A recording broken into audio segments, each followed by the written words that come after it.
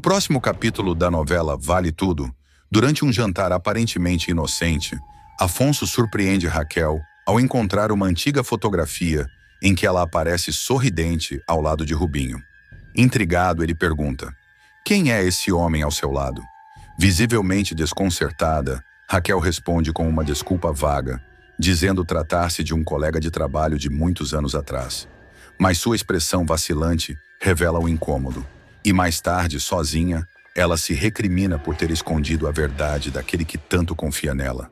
Enquanto isso, Odete Roitman segue com sua missão sombria de moldar Maria de Fátima à sua imagem e semelhança.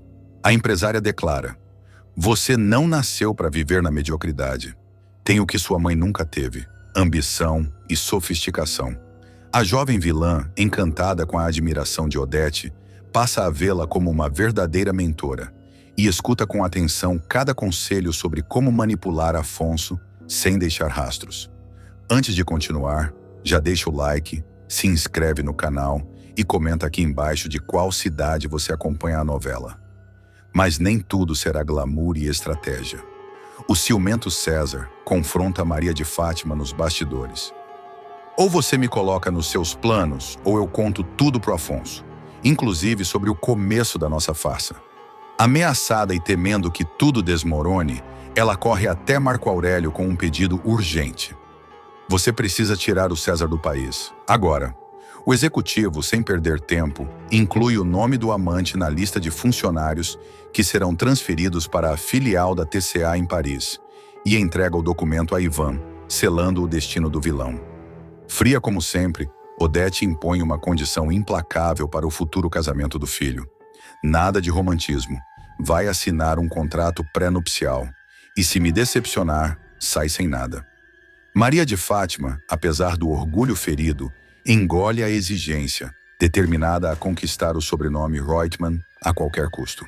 Solange vai engravidar de Afonso em uma reviravolta eletrizante nos próximos capítulos de Vale Tudo. O romance mal resolvido entre os dois, que parecia enterrado após o término turbulento de Solange com Renato e o casamento de Afonso com Maria de Fátima, ressurgirá de forma inesperada em uma noite de bebedeira e mudará completamente o rumo da história da diretora da Tomorrow. Antes de continuar, clique no botão de gostei, se inscreva no canal e comente se a Maria de Fátima merece levar uma surra. Tudo começará quando Solange, ainda fragilizada com o fim do seu relacionamento com Renato, aceitar o convite de amigos para uma noite de distração em uma balada badalada. Afonso, por sua vez, também marcará presença no local, inicialmente acompanhado de sua esposa, Fátima. No entanto, um escândalo irá afastar a vilã da cena. Ela flagrará César aos beijos com outra mulher e, revoltada, decidirá ir embora sozinha, deixando o marido embriagado para trás.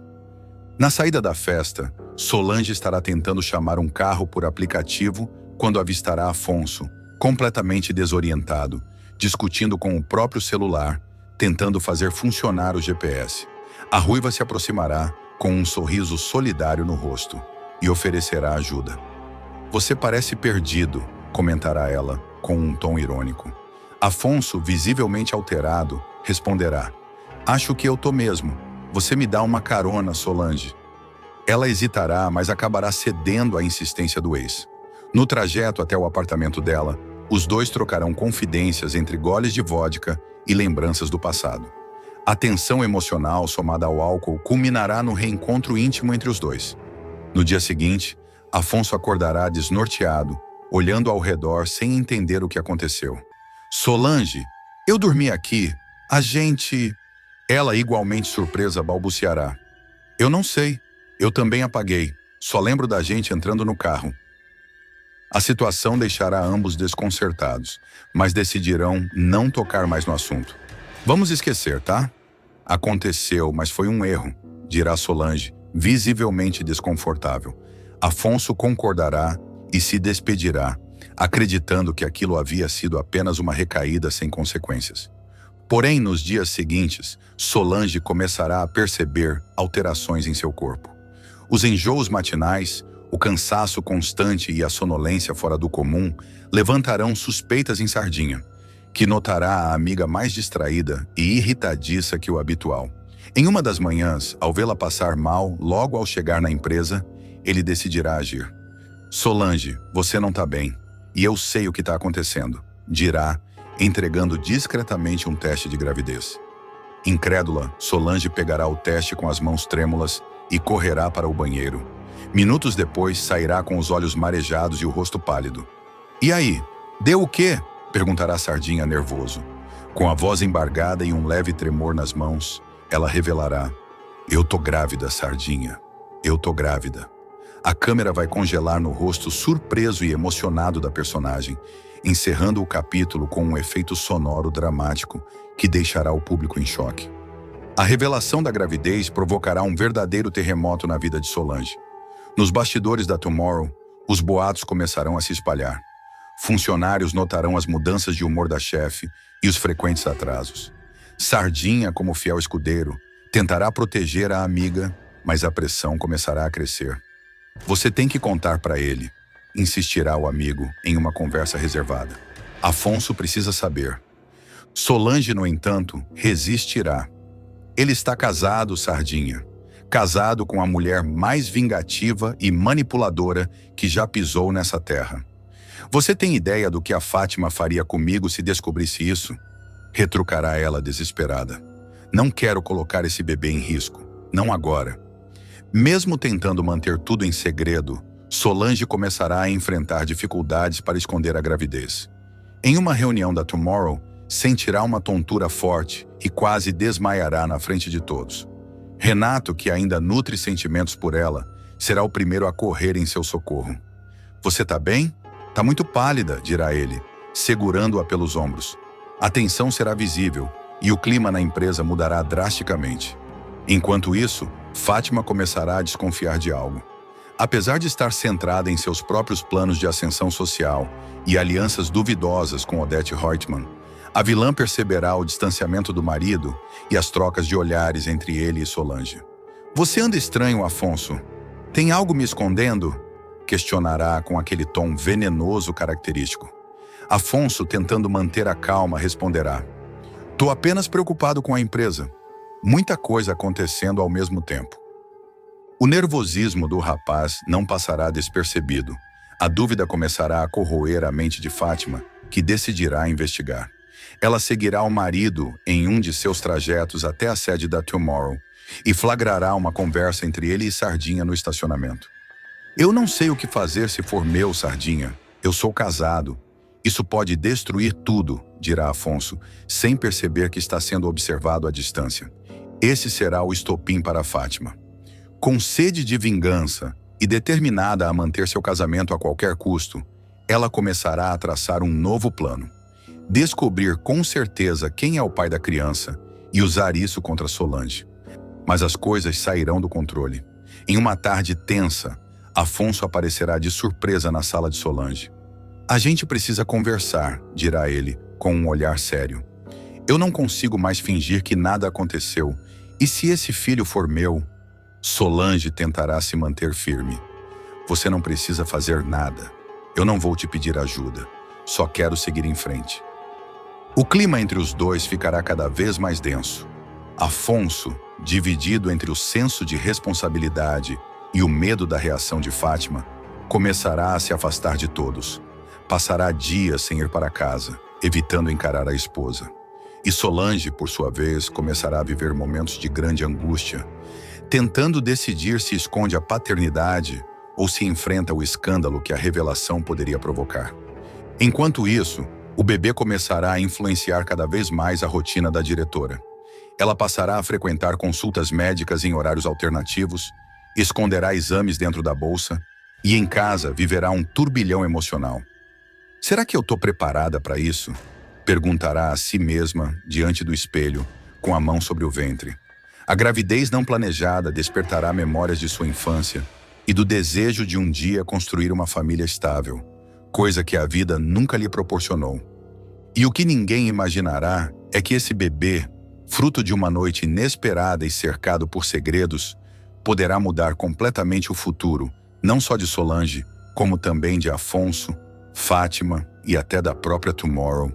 Com o passar das semanas, a barriga de Solange começará a despontar levemente, e os rumores na Tomorrow se intensificarão.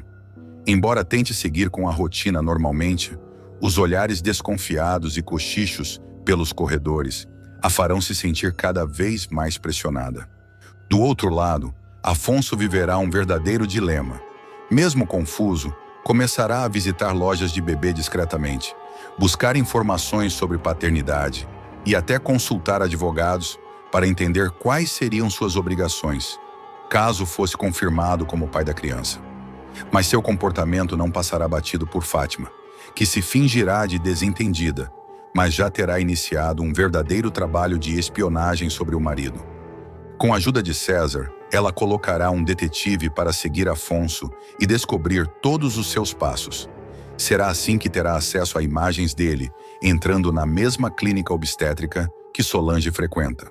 Com a prova em mãos, Fátima finalmente explodirá. Ela invadirá o apartamento do casal, jogará as fotos sobre a mesa e gritará: "Você me traiu com aquela ruiva sonsa e ainda engravidou ela?"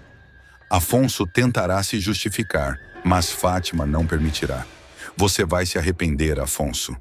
Vai se arrepender amargamente de ter me feito de idiota diante de todos."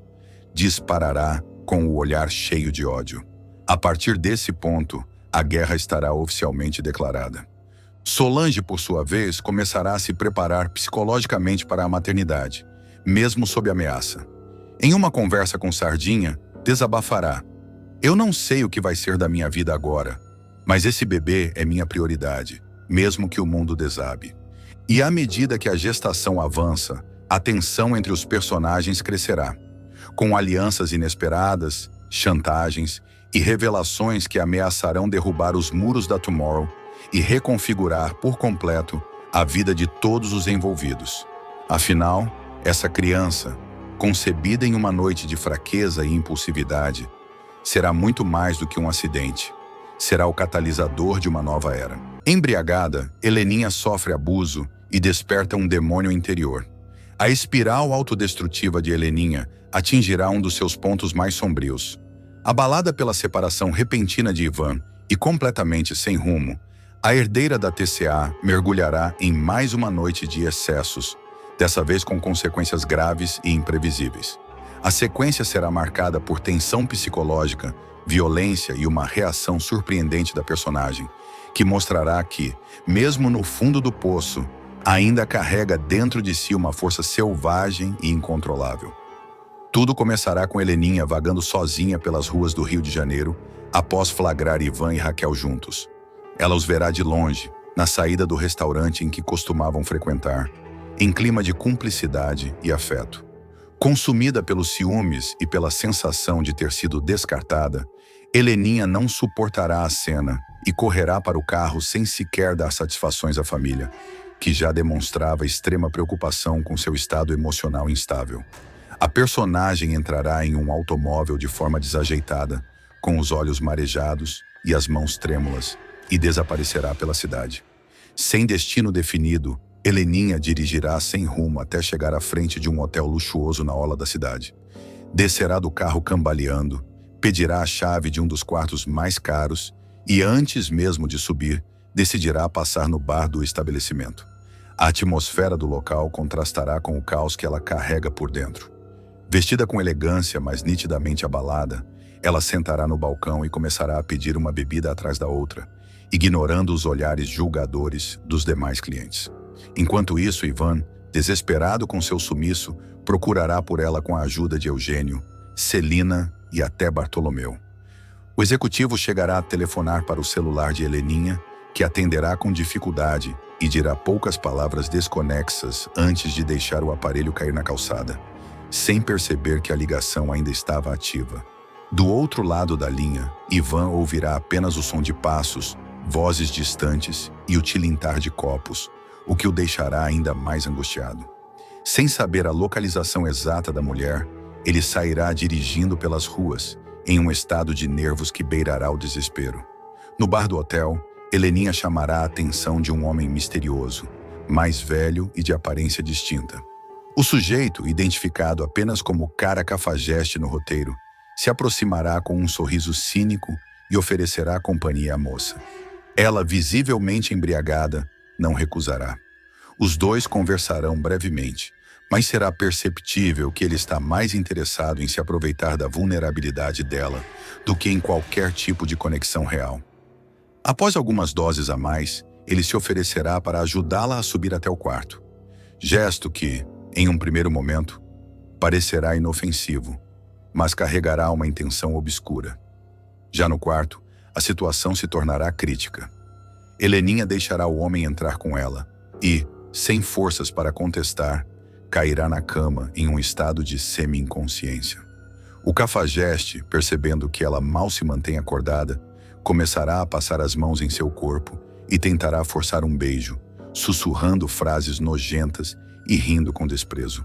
A cena será marcada por silêncio, tensão e o som do zíper sendo puxado, até que, subitamente, Heleninha abrirá os olhos e, em um surto de pânico e raiva, entrará em um estado quase animalesco de defesa. A artista plástica gritará, empurrará o homem com força e pegará uma garrafa de vidro da bandeja de bebidas próxima à cama. Com um golpe seco e certeiro, estilhaçará a garrafa na cabeça do agressor, que cairá no chão, sangrando e gritando de dor. Ela, ainda em choque, pegará um caco pontudo da garrafa e ameaçará o homem, que sairá cambaleando do quarto, ensanguentado e assustado com a reação feroz da mulher que julgava indefesa.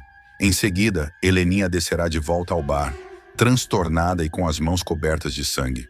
O garçom, ao vê-la naquele estado, se recusará a servi-la mais bebida, o que dará início a uma nova cena de caos.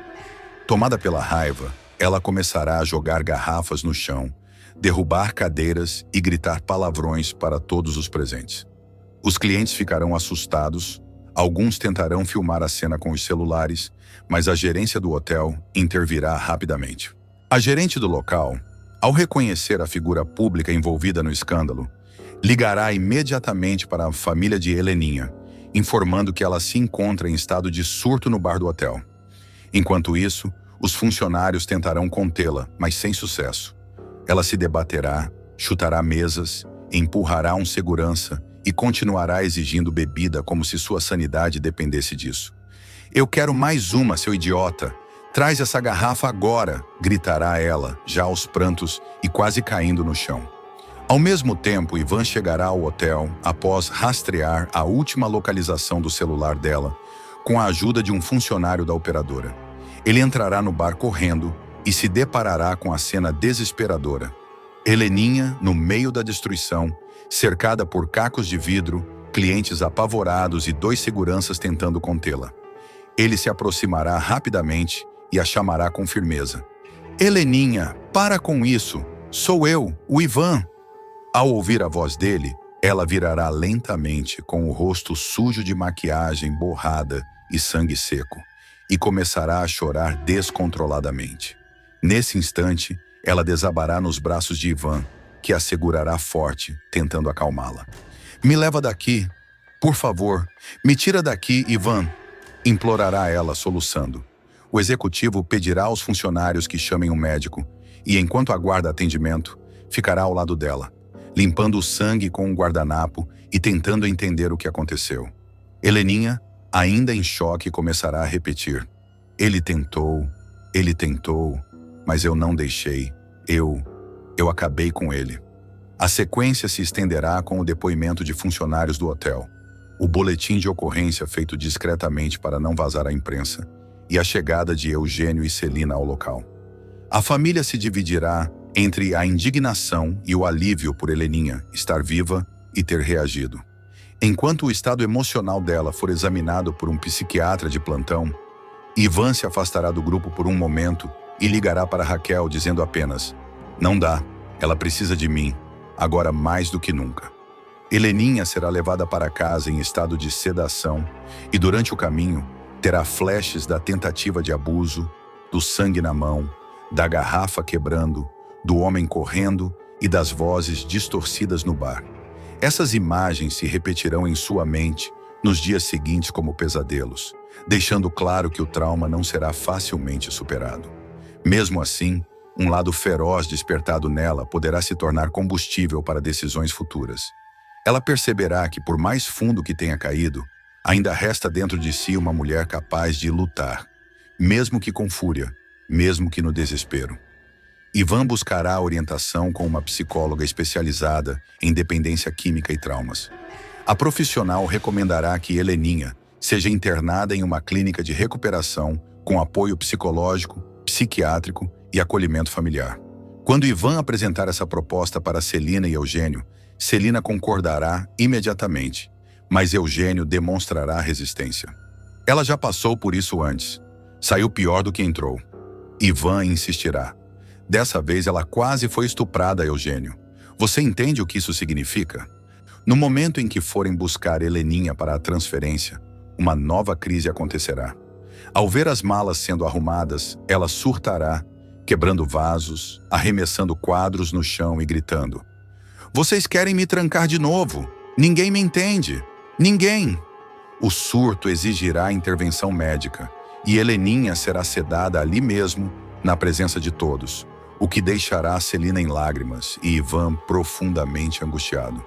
Na clínica, Heleninha começará um novo processo de reabilitação, desta vez mais profundo, mais intenso.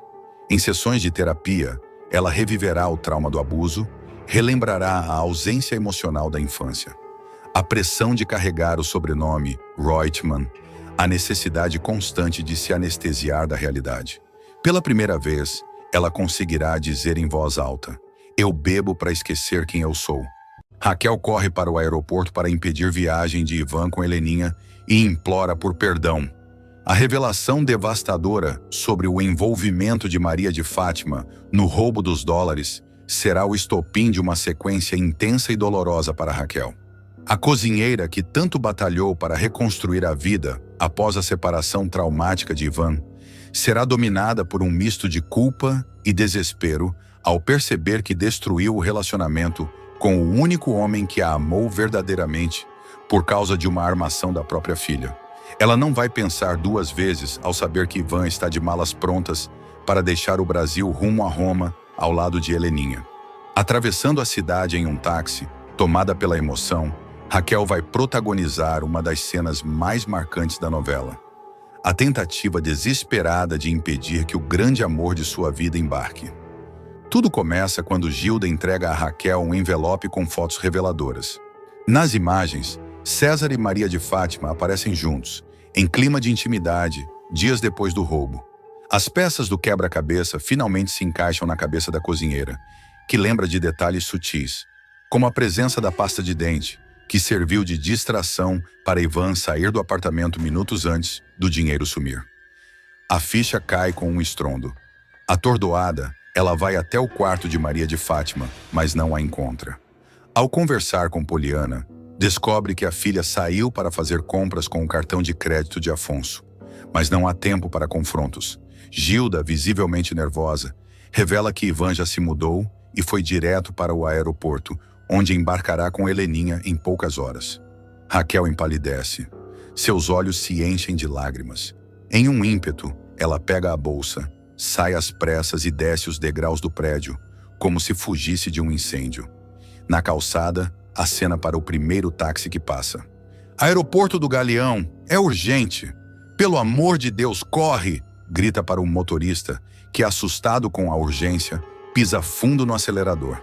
Durante o trajeto, as imagens da trajetória com Ivan invadem a mente de Raquel. Lembra do primeiro beijo, das conversas ao pé do ouvido, das noites em que dividiam sonhos e até dos conflitos mais recentes. A dor do arrependimento aperta o peito. "Como eu fui capaz de duvidar dele?" murmura para si mesma, com a voz embargada e os olhos fixos no vidro do carro. O trânsito parece não colaborar. Em cada farol vermelho, o tempo parece escorrer pelos dedos. "Vai, moço, pisa mais. Eu preciso ver ele antes que seja tarde demais." No saguão do aeroporto, Ivan e Heleninha aguardam o embarque. Ele está pensativo, os olhos cansados, mas determinado. Heleninha, por sua vez, esbanja a segurança. Vê aquela viagem como o início de uma nova vida, longe de todo o passado conturbado. Quando o sistema de som anuncia o voo para Roma, Ivan se levanta com a mala em mãos. É neste momento que, aos gritos, Raquel invade o saguão, chamando por ele. Ivan! Ivan, espera! Não embarca! Por favor, me escuta! As pessoas ao redor se voltam, surpresas com a cena. Ivan, ao ouvir a voz que jamais esqueceria, se vira lentamente. O olhar dele se encontra com o de Raquel, que surge completamente desfigurada de tanto chorar, suada e ofegante. Heleninha arqueia a sobrancelha, incomodada, mas prefere manter-se calada. Raquel corre até Ivan, o agarra pelo braço e, diante de todos, se ajoelha. Me perdoa, Ivan. Eu errei feio. Eu fui cega, eu fui burra. Mas agora eu sei a verdade. Não foi você, foi a Fátima, a minha filha. Foi ela quem armou tudo. Ivan tenta ajudá-la a se levantar, mas Raquel insiste em continuar ajoelhada. Em meio a soluços, ela revela tudo o que descobriu. O plano de Fátima, a cumplicidade de César, as provas fotográficas. Ela usou aquela pasta de dente, Ivan.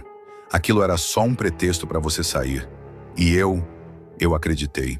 Eu deixei você sozinho. Te humilhei, te acusei. E tudo por culpa da minha filha. Comovido, Ivan segura os ombros de Raquel e a encara nos olhos. Ele respira fundo, claramente abalado pela cena. Raquel, eu fico feliz que você tenha descoberto. Muito feliz. Mas o que você fez, o que você disse, aquilo me feriu de um jeito que eu não consigo descrever. Ele faz uma pausa, engole seco, enquanto Heleninha o observa apreensiva. Você não teve dúvidas. Você me jogou no chão. E agora é tarde. Raquel o encara com desespero. Não diz isso. Nunca é tarde quando a gente ama. Eu te amo, Ivan. Eu te amo. E eu também te amei, Raquel. Mas o tempo passou e, infelizmente, esse amor se quebrou. Eu tô tentando seguir em frente com a minha vida. E essa viagem com a Heleninha é parte disso. Eu espero que você consiga fazer o mesmo. Adeus. Ele se vira. Raquel grita. Ivan, não faz isso comigo. Não me deixa assim. Mas ele já se afasta em direção ao portão de embarque, puxando Heleninha pela mão. O som da chamada do voo ecoa pelo saguão. Raquel cai de joelhos outra vez, desabando em prantos diante dos olhares dos passageiros. O segurança se aproxima, mas ela faz um gesto com a mão, recusando ajuda. Ela permanece ali, imóvel, devastada, como se o mundo ao seu redor tivesse parado. Horas depois, Raquel retorna para casa como um vulto. Desliga o celular, ignora os recados deixados na secretária eletrônica e tranca a porta do quarto.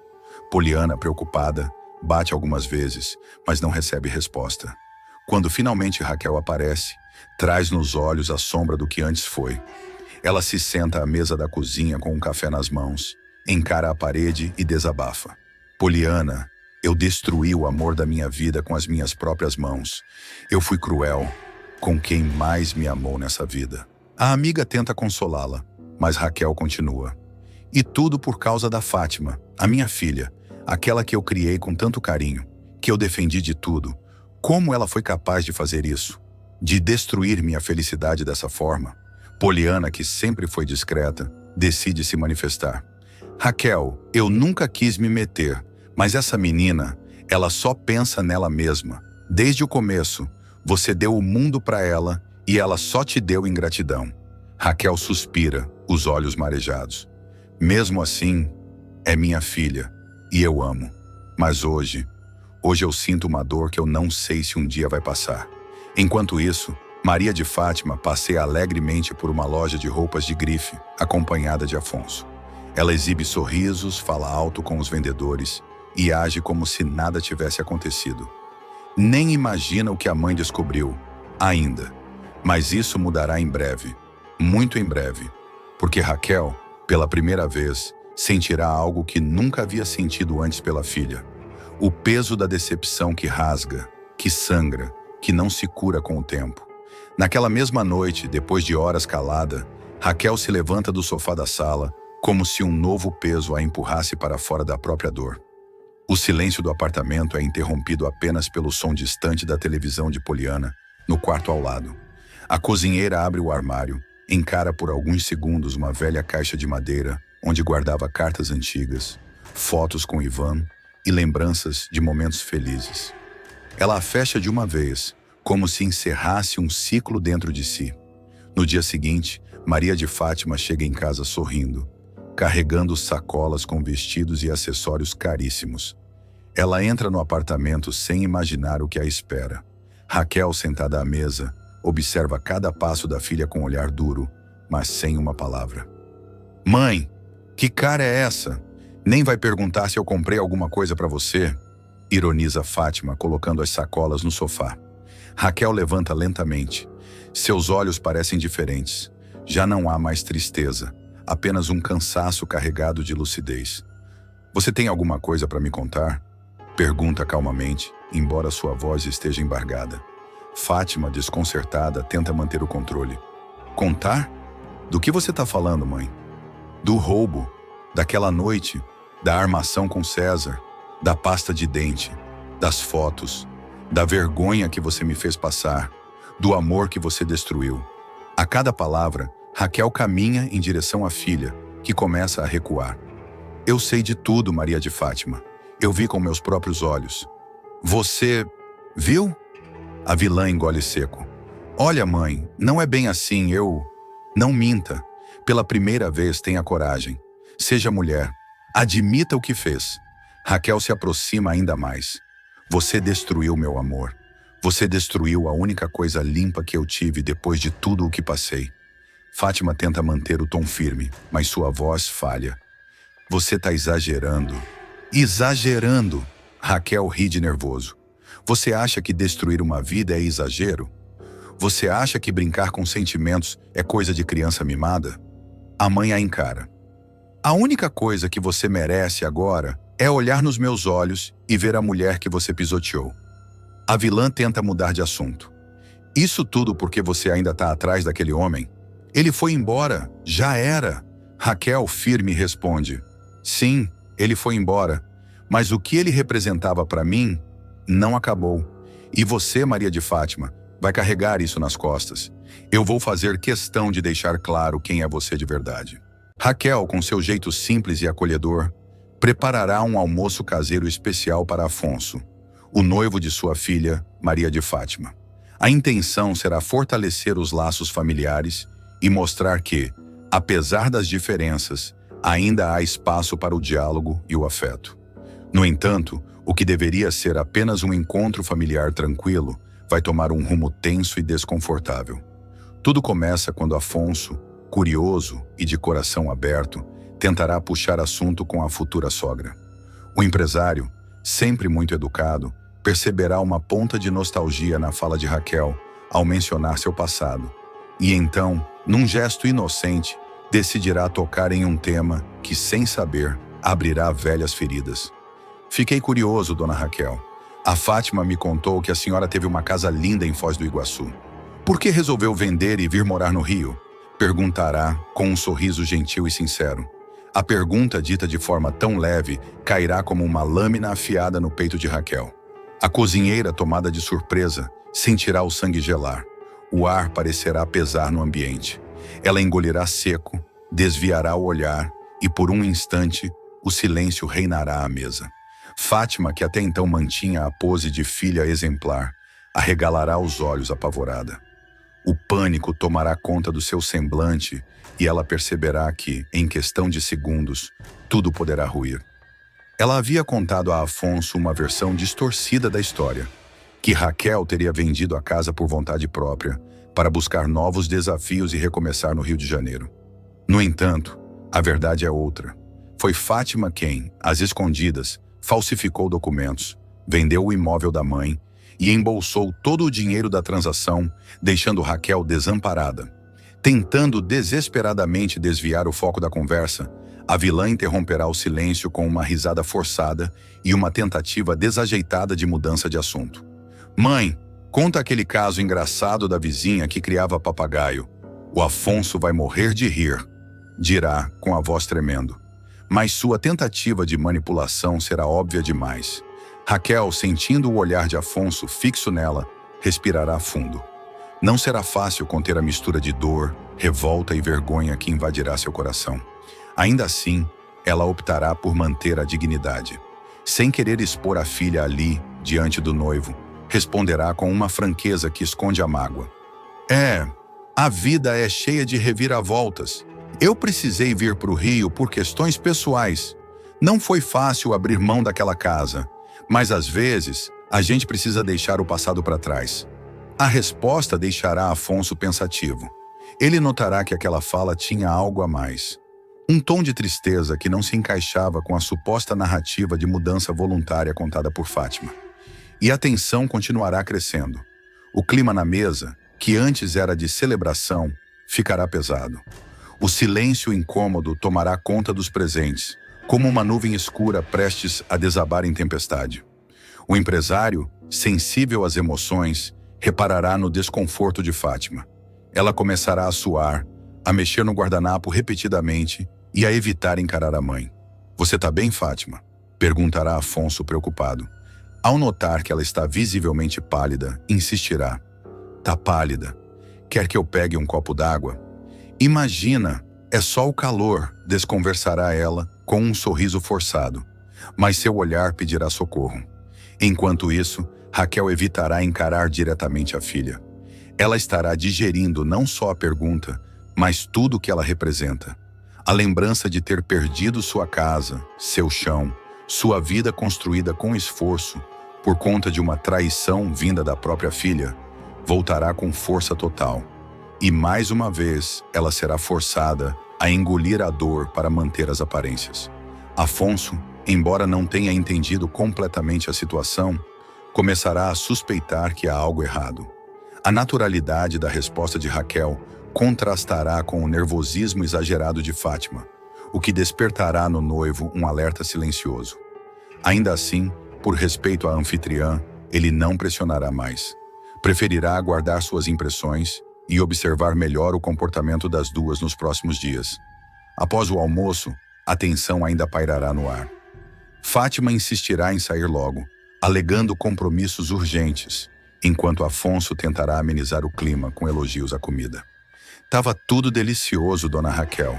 Obrigado por nos receber", dirá com um aperto de mão sincero. Raquel agradecerá com um sorriso sereno, mas por dentro se sentirá devastada. Assim que estiverem sozinhas, Raquel e Fátima trocarão olhares cheios de significados. A mãe saberá que a filha está cada vez mais encurralada em suas próprias mentiras. E Fátima, ciente do perigo iminente, tentará retomar o controle da situação antes que Afonso descubra toda a verdade. Mas o estrago já estará feito. A pergunta inocente de Afonso terá sido a centelha que reacendeu o barril de pólvora. E, mesmo sem saber, ele terá colocado em xeque a teia de mentiras de sua noiva. A desconfiança plantada naquele almoço terá raízes profundas, e os próximos passos de cada personagem serão guiados por essa faísca de desconfiança e verdade mal contada. Maria de Fátima, por sua vez, ficará dividida. Ela entenderá que a máscara poderá cair a qualquer momento. Começará a planejar uma forma de tirar Raquel de cena, nem que para isso tenha que recorrer a uma nova mentira, uma nova manipulação, ou até mesmo algo mais radical. E Afonso começará a duvidar, não apenas da história da casa em Foz do Iguaçu, mas da mulher com quem está prestes a se casar. Um homem tão racional quanto ele não deixará passar batido aquele tipo de desconforto. Sua mente começará a trabalhar, revendo outras pequenas incoerências no comportamento de Fátima. O que antes era paixão passará a ser dúvida. Nos dias que se seguirão ao tenso almoço, os efeitos da pergunta de Afonso continuarão reverberando na vida de todos os envolvidos. Raquel, mesmo tentando seguir com sua rotina de batalhadora incansável, sentirá um aperto no peito todas as vezes que lembrar da traição da filha. O silêncio de Fátima diante da pergunta do noivo apenas reforçará a certeza de que a jovem não sente remorso algum pelo que fez. Ainda assim, Raquel resistirá ao impulso de confrontá-la ali mesmo, preferindo aguardar o momento certo para abrir os olhos de Afonso. Se necessário, com provas. Gilda, desconfiada do comportamento estranho da patroa após o almoço, pressionará Raquel nos bastidores. "Eu vi, dona Raquel. A senhora engoliu seco quando ele falou da casa de Foz. Aquilo mexeu com a senhora, não foi? A senhora não precisa fingir mais", Conta para ele o que aquela víbora fez, dirá, com indignação. Mas Raquel pedirá calma. Ainda não é hora. Ele vai ver com os próprios olhos. Vai descobrir quem é a mulher com quem quer se casar. Responderá com tristeza contida. Afonso, por sua vez, começará a repensar pequenos detalhes que antes pareciam irrelevantes. A maneira como Fátima sempre desviava de perguntas pessoais, os olhares trocados entre ela e Marco Aurélio. Com a mente analítica que o caracteriza, ele buscará informações sobre a tal casa em Foz do Iguaçu por conta própria. Ligará para antigos colegas que têm contatos na região, fará perguntas indiretas e começará a montar um novo quebra-cabeça. Raquel, percebendo os movimentos de Afonso, ficará em dúvida se deve se antecipar e contar toda a verdade. Mas algo dentro dela pedirá cautela. Deixa ele descobrir por si só. A verdade vinda de mim pode parecer despeito, mas se ele vir com os próprios olhos, talvez aí ele entenda quem é a Fátima de verdade.